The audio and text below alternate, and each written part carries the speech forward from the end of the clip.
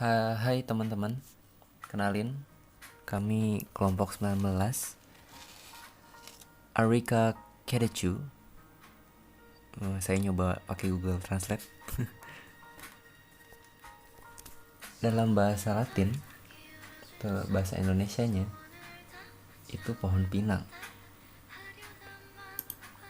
Definisi pohon pinang adalah salah satu jenis tumbuhan monokotil yang tergolong palem-paleman.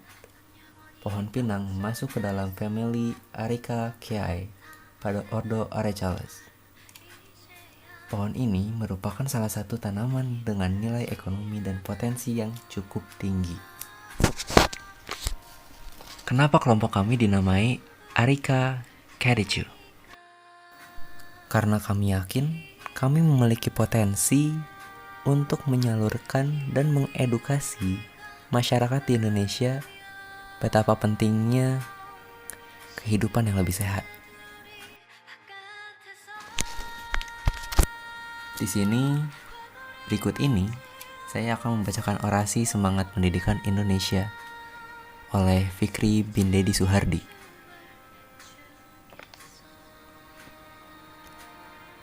Pendidikan, oh pendidikan, tak akan lepas dari hakikat manusia, itulah pendidikan.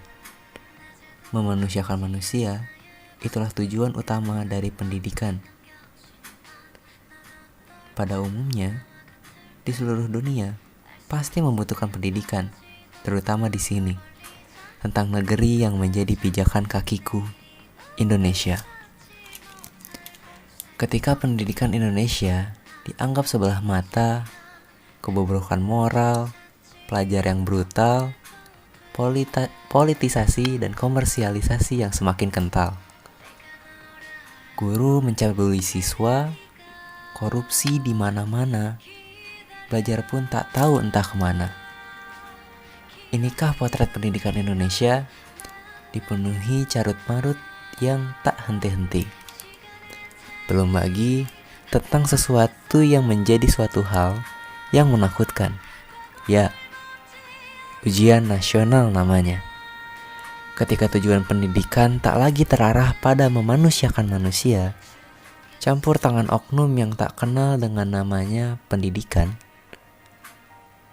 bunuh diri, mogok makan, tak mau keluar rumah. Mungkin ya, itulah ujian nasional. Ketika kemerdekaan itu dikumandangkan 17 Agustus 1945. Namun kini, sebetulnya kita belum merdeka. Kita hanya merdeka dari penjajahan oleh Belanda dan Jepang. Tapi kita sedang dijajah negeri kita sendiri. Dijajah? Ya, dijajah oleh belenggu yang mematikan kreativitas siswa, guru, dan tenaga kependidikan lainnya. Uang, kekuasaan, sudah menjadi dominasi utama dari para penguasa. Memang benar penguasa hedonisme, fanatik hedonisme. Lalu, apakah dengan kondisi demikian pendidikan Indonesia akan maju? Ketidakmungkinan terbesit dari banyak orang di Indonesia. Mereka berkata, pendidikan Indonesia gagal. Apakah harapan itu masih ada? Ya, harapan itu masih ada. Mengapa harapan itu masih ada? Pernahkah kita melihat di tanah air kita seorang siswa SD yang pergi menuju sekolah dengan menempuh jarak 10 km setiap hari? Bahkan lebih dari itu, 30 km setiap harinya. Pernahkah kita melihat di negeri tercinta seorang guru rela berkorban demi mengajar dan mendidik muridnya? Beliau harus menempuh jarak 20 km setiap harinya dengan keadaan jalan yang rusak dan terjal. Bukankah itu suatu perjuangan yang hebat? Banyak cerita-cerita yang menginspirasi, bahkan memberikan harapan yang pasti. Banyak orang-orang yang berimajinasi bahkan mengatakan bahwa pendidikan Indonesia telah mati. Sekali lagi tetap, harapan itu masih ada. Harapan untuk pendidikan Indonesia. yang akan memunculkan peradaban di zaman yang semakin wong edan, harapan untuk para generasi bangsa Indonesia yang akan meneruskan tongkat estafet kepemimpinan dalam pendidikan Indonesia. Harapan untuk para guru bangsa Indonesia yang senantiasa mendidik tanpa tanda jasa, ikhlas loyal tanpa batas. Harapan untuk Indonesiaku yang tetap akan menjadi negeri tercinta, hasil jerih para pahlawan yang berjasa, dan siapakah yang akan menjadi generasi selanjutnya? Ya, kita semua yang senantiasa peduli terhadap pendidikan Indonesia.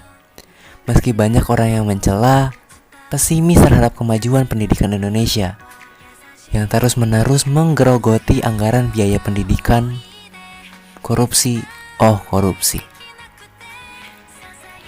Ketika memang banyak orang yang apatis terhadap pendidikan Indonesia, tak percaya pada pendidikan Indonesia yang akan memajukan perilaku moral bangsa, kita tidak gentar oleh itu semua. Semangat juang akan terus menyala. Itulah pemuda Indonesia yang senantiasa bergerak, berjuang, tuntaskan perubahan. Pendidikan Indonesia, meski image mood sudah tercemar dan terkotori oleh politik, komersialisasi, tapi harapan itu masih ada untuk pendidikan Indonesia yang lebih baik dan siap membawa manusia menuju impiannya. Itulah orasi semangat pendidikan Indonesia yang ditulis oleh Fikri bin Dedi Suhardi yang dibacakan oleh saya. Dan terakhir ada kata pepatah dari Ki Hajar Dewantara yang mengatakan, di depan memberikan teladan, di tengah membangun kekuatan dan terus berkarya, di belakang memberi dorongan. Saya Alfie Muhammad Fadilah dari Promosi Kesehatan yang mewakili kelompok Arika Kerju. Dan untuk kita semua, selamat menjalankan PKKMB 2021 yang diselenggarakan oleh BEM Poltekkes, Kemenkes, Bandung. Nama Fadila Nur Febrianti dari jurusan D3 Keperawatan Gigi. Perkenalkan, nama saya Farah Rahayu Nur Rahmah, jurusan Teknologi Laboratorium Medis. Saya Ridatia Razilianti dari D3 Keperawatan Bandung. Perkenalkan, saya Febi Irawati. Saya berasal dari jurusan Kebidanan Karawang. Nama saya Syamil Khalia dari D3 Gizi. Perkenalkan, nama saya Najma Khairia Zahra dari Prodi D4 Kebidanan Bandung. Perkenalkan, nama saya Ginara Sukma Bangsa dari D3 Sanitasi.